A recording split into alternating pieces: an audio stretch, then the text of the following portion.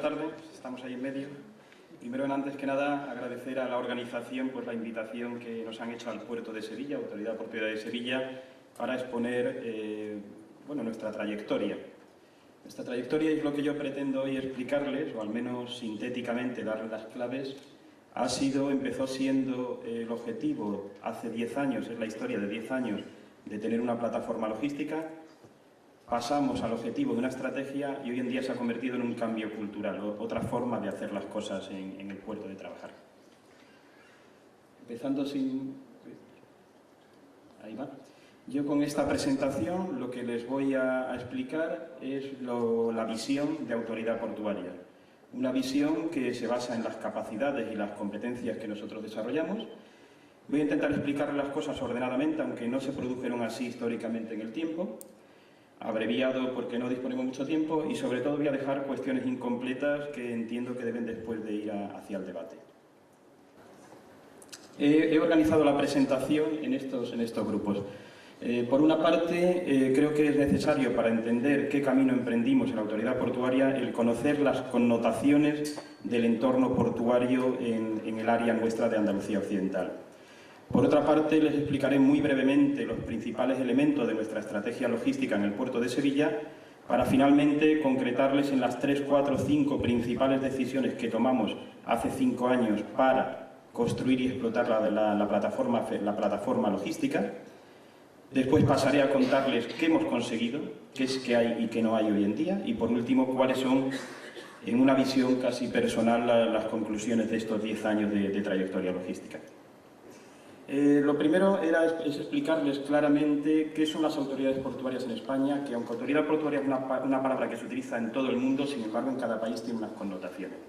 Las connotaciones nuestras principales son que cada autoridad portuaria en sí misma constituye una empresa y que esa empresa es independiente económicamente y que está en competencia absoluta, sin límite, frente a los otros puertos. Es decir, que cada puerto en sí mismo es una unidad de negocio que tiene que generar su negocio y compite con el resto de puertos sin que estén establecidos límites. Por otra parte, tenemos un mandato de autosuficiencia económica. Esto quiere decir que no recibimos ningún tipo de aportación económica ni del Estado, ni de las regiones, ni de nadie. Con lo cual, tenemos que ser capaces de generar nuestros recursos y en la medida en que los generemos somos capaces de invertir y desarrollar nuevas líneas de negocio.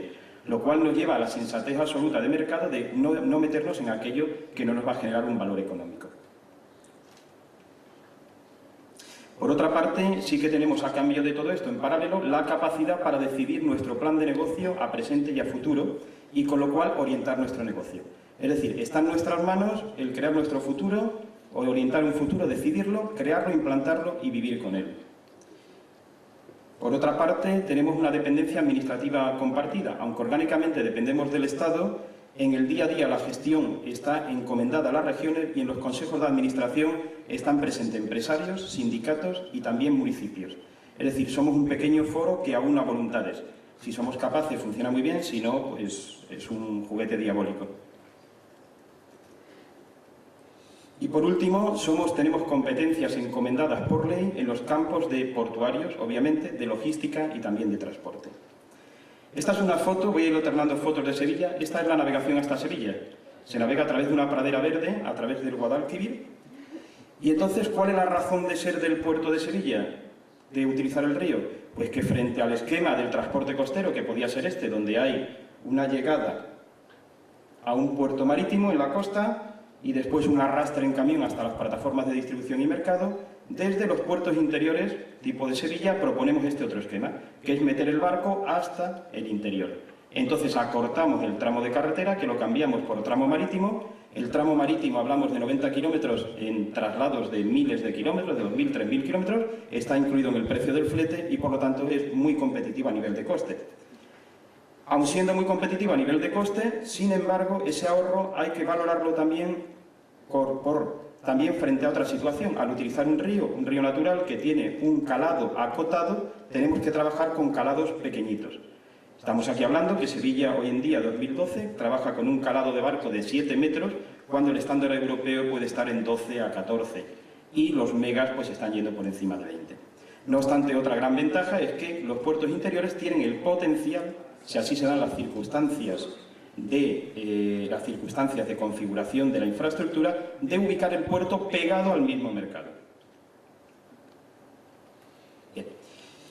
Otro elemento importante para que valore el auditorio cuál era nuestra situación es que alrededor de Sevilla, en 200 kilómetros a la redonda, la competencia portuaria sin límite es feroz. Se ubican los puertos de Algeciras, sin restricción de calados, una bahía natural de 40 metros de profundidad, Huelva de 16, Cádiz con 13 metros y Sevilla somos el más pequeñito con 7. Probablemente esto es lo que ha llevado a que en el año 2000, por ejemplo, sobre 70 millones de toneladas que se movían en ese entorno, Algeciras movía 44 millones de toneladas, Huelva 18, Cádiz 4,5, Sevilla 4,5. En términos de contenedores, la parte de contenedores, 2 millones en Algeciras, Huelva 9 contenedores, un puerto industrial, 76.000 en Cádiz, 92.000 en Sevilla. Con lo cual, esto es lo que nosotros vivíamos. Creo que esto, no sé si también es común, o situaciones similares en Aveiro o en Figueira, donde yo creo que se identifica quiénes somos nosotros, ¿no? Y quién es Algeciras. Éramos un pequeñito intentando ver que esa competencia feroz sin límites no te aplaste definitivamente. Con lo cual, nuestra gran pregunta era cómo competir. En ese momento nosotros decidimos que la opción que teníamos para competir era la logística. Logística basada en ese esquema, que es continuación del anterior. Es decir, meter dentro del puerto no solamente la parte de transporte terrestre, sino incluso la parte de distribución.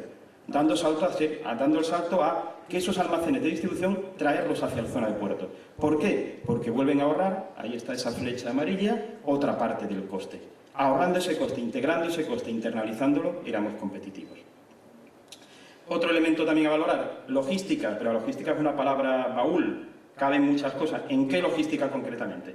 Bueno, esto es una comparativa de la evolución de la composición de tráficos del puerto de Sevilla entre el 95 y el 2000, donde se aprecia pues, que los grupos dominantes pues era por una parte el agroganadero, con casi 1,5 millones de toneladas, donde tenía un futuro incierto. La PAC, la Política Agraria Común, tiene contingentado los volúmenes agrarios, con lo cual apostar al campo era una decisión muy difícil para poder crecer.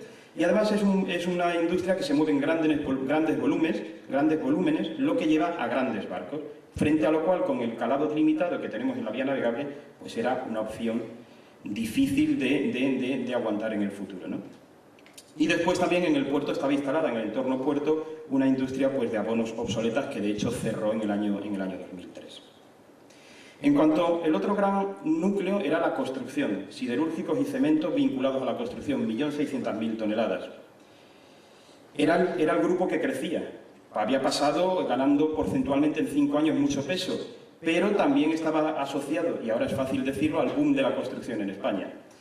Entonces, tenía una continuidad difícil, ahora se ve más claro que eso era lo acertado, entonces no era tan claro, ¿no? Porque seguía creciendo el mercado de construcción y se basaba también mucho en la importación de clínker de grandes volúmenes, también con un barco grande y poco adecuado.